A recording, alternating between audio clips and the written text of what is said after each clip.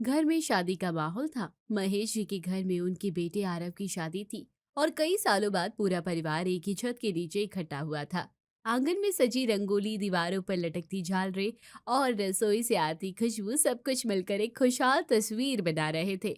लेकिन इस माहौल में एक जगह ऐसी थी जहां सबसे ज्यादा हलचल थी, रसोई। और उस रसोई के बीचों बीच खड़ी थी सरोज बुआ।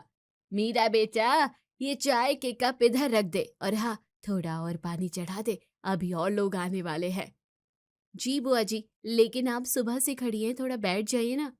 अरे नहीं बेटा, मुझे तो काम करते रहना अच्छा लगता है।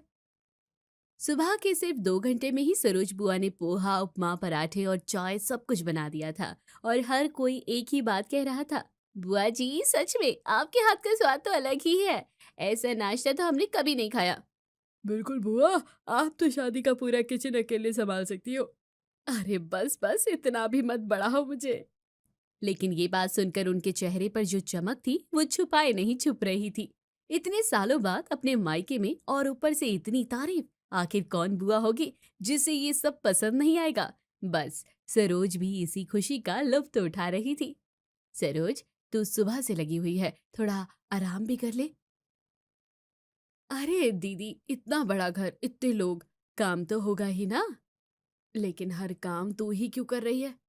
क्योंकि सबको मेरा खाना पसंद है।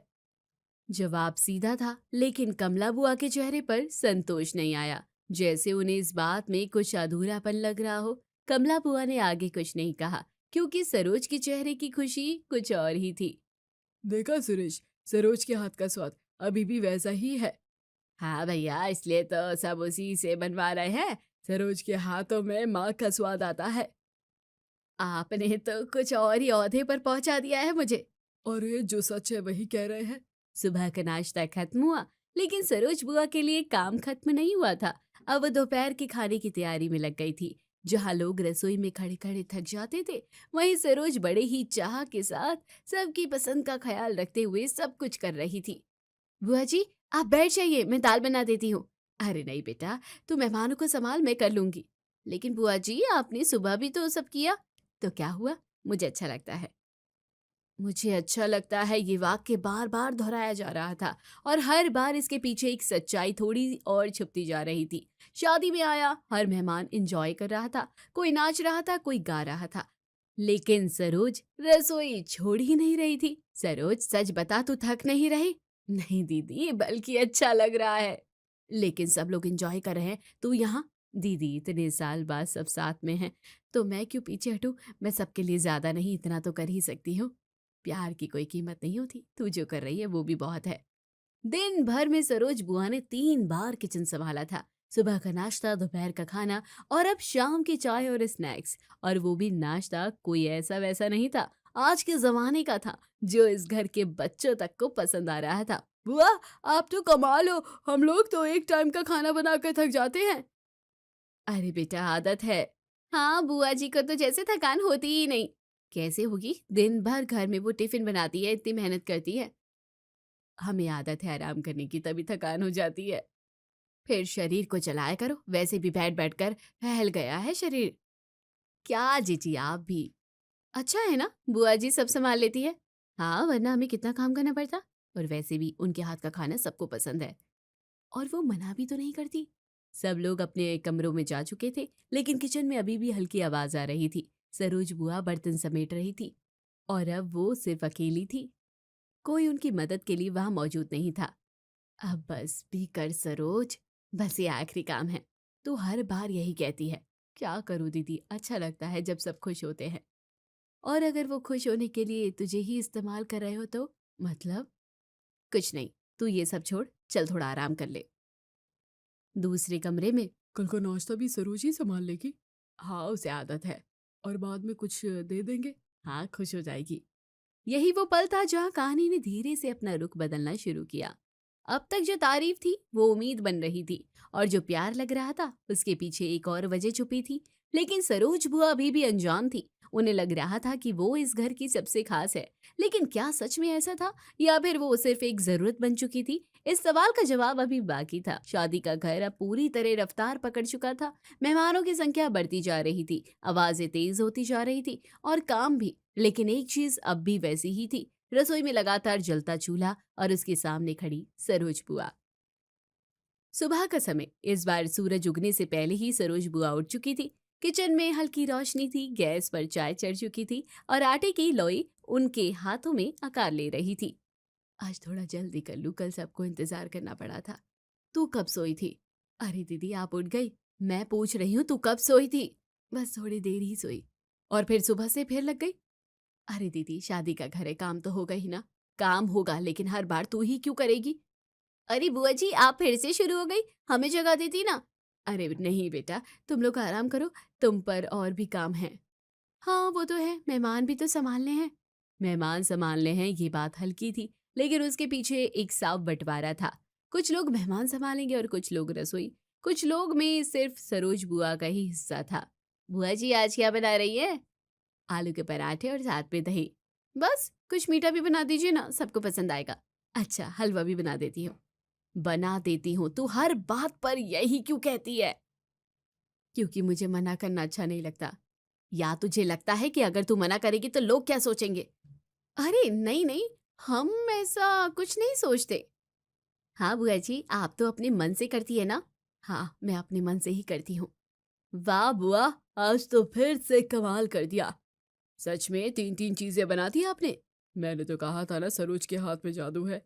और सबसे बड़ी बात, इसे थकान भी नहीं होती। थकान होती है, बस दिखती नहीं है। अपने भाइयों के लिए लगी पड़ी है जब से आई है। हाँ वो तो है, सरोज है बड़े काम की। चलो चलो, सब लोग जल्दी खा लो, बहुत काम है। नाश्ता खत्म हुआ और बिना किसी रुकावट के सरोज बुआ फिर से किचन में थी। इस बार सब्जी, दाल, पुलाव, रायता, पूरा खाना बन रहा था। धीरे धीरे जो बहुएं काम में मदद करवाने आती थी, वो गायब हो चुकी थी। सरोज के हवाले रसोई आ चुकी थी। बुआ जी जल्दी कर लीजिए, मेहमानों को लंच टाइम पर खाना चाहिए। हाँ बेटा, बस हो रहा है। और हाँ, थोड़ा एक्स्ट्रा बना लीजिएगा, आज लोग ज्यादा है। थोड़ा एक्स्ट्रा, जल्दी कर लीजिए। ये अब रिक्वेस्ट नहीं लग रही थी, ये एक्सपेक्टेशन बन चुकी थी। या फिर ये कहे कि ऑर्डर दिए जाने लगे थे। कमला को ये देखकर बिल्कुल अच्छा नहीं लग रहा था। सरोज, एक बात पूछूं? हाँ दीदी पूछो। अगर तू आज कुछ भी ना बनाए तो क्या होगा? क्या मतलब? मतलब अगर तू कह दे कि आज मैं नहीं बनाऊंगी तो कोई और बना लेगा। और अगर कोई और बना लेगा तो फिर तू क्यों बना रही है? दीदी, मैं घर आई हूँ, खाली हाथ थोड़ी बैठ सकती हूँ। खाली हाथ बैठना और अपने आप को खत्म कर देना, दोनों में फर्क होता है। अरे अपने भाइयों के घर में काम करने में क्या ही शर्म दीदी। पूरे दिन के काम के बाद भी सरोज बुआ फिर से किचन में थी। इस बार चाय और पकोड़े बन रहे थे। अच्छा है ना बुआ जी है, वरना हमें कितनी कैटरिंग करनी पड़ती। हाँ, और खर्चा भी कितना बढ़ जाता। वैसे भी उन्हें आदत है, रोज टिफिन बनाती है। हाँ, उनके लिए तो ये सब नॉर्मल है। हाँ, और बाद में कुछ दे देंगे, उनका भी काम हो जाएगा। हाँ, थोड़ा पैसा मिल जाएगा तो खुश हो जाएंगी। वैसे भी घर पर टिफिन बनाती तो भी तो कुछ न कुछ मिल ही जाता।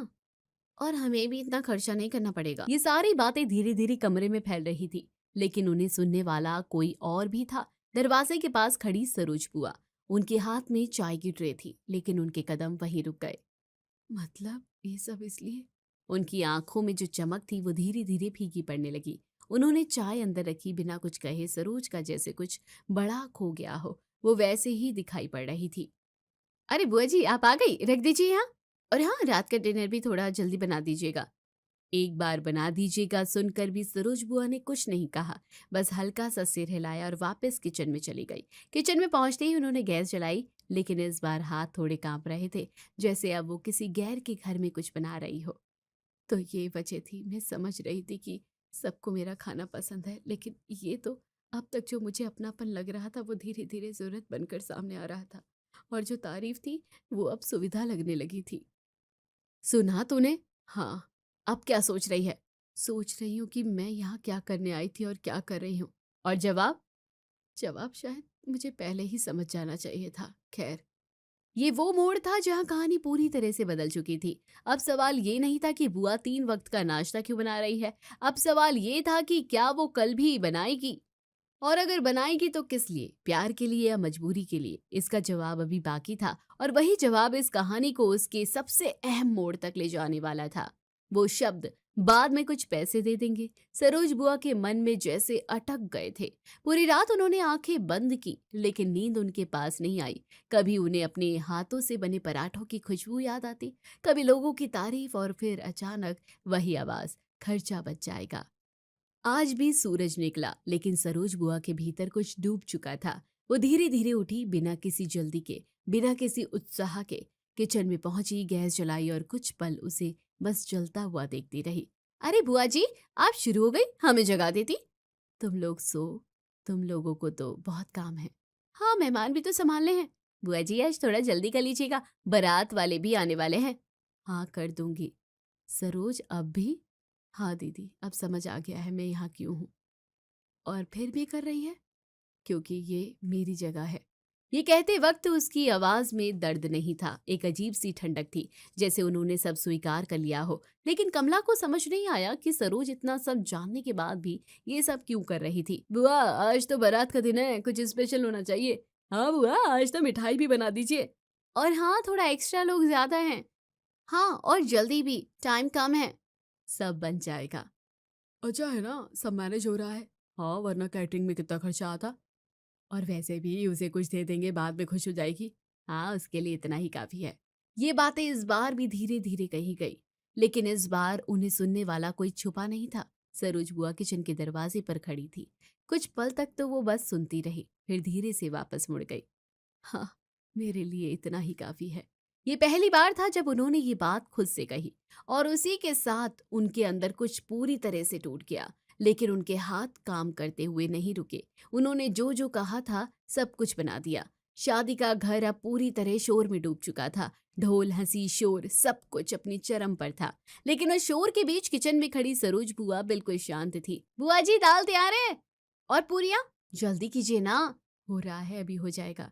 बस कर सरोज, अभी भी वक्त है। किस चीज का वक्त? खुद के लिए खड़े होने का। दीदी, हर किसी के हिस्से में वो ताकत नहीं होती, या तो उन्हें कोशिश ही नहीं की। कोशिश तब करते हैं जब उम्मीद होती है। यहाँ अब उम्मीद नहीं है, सिर्फ हिसाब है। रिश्तों में हिसाब आ जाए तो फिर वहाँ हक नहीं मांगा करते। शादी हो चुकी थी, सब खुश थे, हंसी, फोटो, गले मिलना, सब कुछ चल रहा था। सरोज बुआ एक कोने में खड़ी थी। ना किसी ने उन्हें बुलाया, ना किसी ने पूछा कि उन्होंने खाना खाया या नहीं। ना ही सरोज ने किसी से कुछ भी कहा। वो बस खड़े खड़े तमाशा देखते रहे। सरोज, बहुत मेहनत की है तूने। हाँ भैया, कोई बात नहीं, ये रख तेरे लिए। सरोज बुआ ने लिफाफे की तरफ देखा, कुछ पल तक उसे देखा, फिर धीरे से ले लिया। उसे लेते वक्त उसका कलेजा फट रहा था, लेकिन चेहरे की मुस्कान को उन्होंने लुप्त नहीं होने दिया। कितना है? अरे तेरे हिसाब से तो काफी है, जितना तू कमा लेती है उससे ज्यादा ही है। हाँ सरोज, तूने बहुत मदद की है, नहीं होती तो बहुत खर्चा हो जाता। हाँ भैया, पता है, ये मेरा काम था। इस बार उनकी आवाज बिल्कुल सीधी थी, बिना किसी भाव के। कमला बुआ दूर खड़ी ये सब देख रही थी। उनकी आंखों में गुस्सा भी था और बेबसी भी। रिश्तों का ये खेल बड़ा ही अजीब था। जहां कमला को सब बड़ी इज्जत, मान सम्मान और औहदा मिल रहा था, वहीं सरोज के भाव का, उसके प्यार की कीमत लिफाफे में कैद थी। तू ये ले रही है? क्यों ना लो, क्योंकि तू बहन है, मजदूर नहीं। दीदी, रिश्ते कब के खत्म हो चुके हैं, अब बस ये बचा है। सब सो चुके थे, घर शांत था। सरोज वो अपना छोटा सा बैग पैक कर रही थी। उन्होंने एक बार पूरे घर को देखा, वो आंगन, वो किचन, वो लोग जिनके लिए वो 3 वक्त का नाश्ता बनाती रही। फिर उन्होंने उस लिफाफे को देखा, जिसे देखकर उन्हें फिर कभी इस घर में आने का मन नहीं कर रहा था। उन्होंने लाइट बंद कर दी और बिना किसी को जगाए दरवाजा खोलकर बाहर निकल गई। अरे बुआ जी कहाँ है? पता नहीं, चली गई बिना बताए। चलो अब हम क्या करें, नाश्ता कौन बनाएगा? बाहर से मंगवा लेते हैं। हाँ, अब खर्चा तो करना ही पड़ेगा। हाँ, बस इतना ही नहीं, किसी ने रोका, ना किसी ने खोजा, न किसी ने सोचा कि जो औरत 3 वक्त का नाश्ता बना रही थी, वो आखिर थी क्या? बुआ, या बस एक सस्ता इंतजाम? और सरोज बुआ वो अपने घर लौट गई, जहां वो फिर से टिफिन बनाएगी पैसों के लिए, लेकिन कम से कम वहां उन्हें पता होगा कि वो क्यों काम कर रही है। कहानी का अंत यही होता है, जहाँ एक सच बहुत साफ दिखता है। इस दुनिया में रिश्ते तब तक ही रहते हैं जब तक वो फायदेमंद हो, और जहाँ फायदा खत्म, वहाँ अपनापन भी।